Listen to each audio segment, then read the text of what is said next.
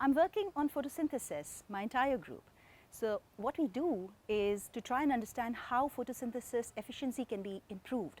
When I say photosynthesis, you think about crops that are growing large-sized leaves, large-sized fruits, large seeds. So all of this productivity, all of that we consider as the mass of the plant, essentially is the final product of how well photosynthesis has happened. And in the entire world, some of the best organisms that do photosynthesis are in the ocean, much better than crops. And the single organism that does photosynthesis best is called Chlamydomonas reinhardtii. Now this guy is a single-celled unicellular green alga. We call it clammy as a short name because it's our favorite little model organism. The unique thing about clammy now is that it is able to perform photosynthesis at much higher efficiencies, several tens of times higher efficiencies than regular plants or crops. And the reason why it can do this is because it has this unique tiny little microorganelle called a pyrenoid in its single chloroplast. And the pyrenoid is able to fix carbon from the atmosphere much better.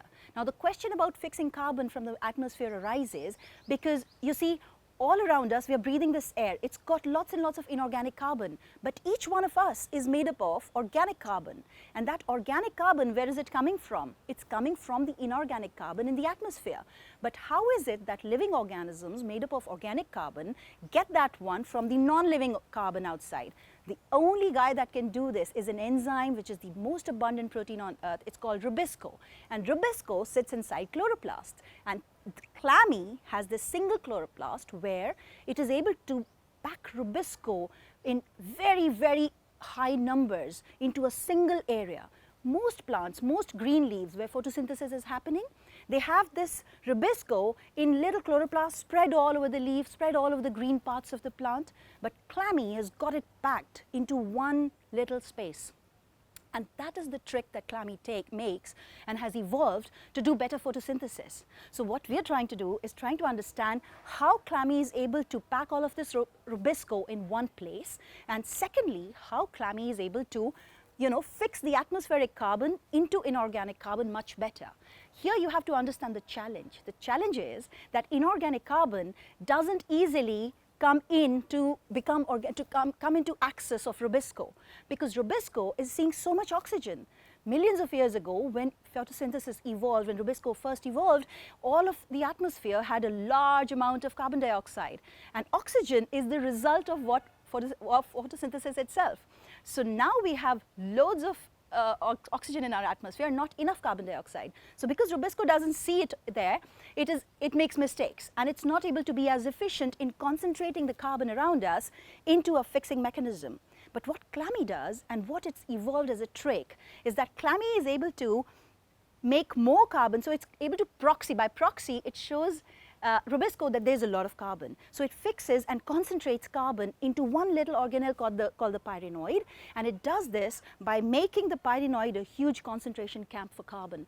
So carbon is coming in by direct methods, indirect methods, and it's unable to get out because there are these channels around the pyrenoid, starch plates all around it, which stop carbon from getting out. So while it is inside, rubisco only sees carbon, and because rubisco only sees inorganic carbon, it does its job very, very well, and therefore it fixes carbon into organic carbon. And this is why photosynthesis is so many times better. This little pyrenoid fixes carbon up to 40 times better. So photosynthesis is that many times better, and therefore on all of the earth, maximal photosynthesis is happening in the oceans where clammy lives. So what we're trying to do is use clammy, this little single-celled alga, as a laboratory model organism, and we grow it in our labs in Cambridge as well as here in New Delhi NIPGR, and we try and understand what makes clammy able to pack rubisco into this little space. It's this organelle pyrenoid, it doesn't have a membrane, so it could just spread out, right? But it doesn't. So what is it that keeps the entire rubisco in one place and perform photosynthesis so well? We are doing this by trying and understanding what are the molecular factors or the regulators or the genes and proteins involved in keeping this packed entity intact. So our role, exactly, my students and my collaborator Professor Howard Griffiths, we are all very interested in trying to understand how the molecular genetic factors inside this unicellular green alga are able to keep Rubisco hugely efficiently functioning by seeing lots of carbon, and therefore by pushing in carbon into this little area. This mechanism is called carbon concentrating mechanism, or CCM. So we're working with the CCM, and we're doing a lot of genomic experiments. We're doing lots of data science. We're doing lots of multivariance genome assemblies and trying to see what are the genes that are uniquely expressed only in this alga, which higher crops are probably missing. And if we are able to identify a couple of novel regulators or factors or genes or proteins which are only there in this alga and only making the pyrenoid function perfectly or even form perfectly, I think in the long run we would be in a position to try and improve photosynthesis in higher plants in all our crops which are not able to perform photosynthesis so well. So that's the overall thing that we're trying to do here, and my colleagues in Tigris on FP2B are all involved in trying to understand the CCM better.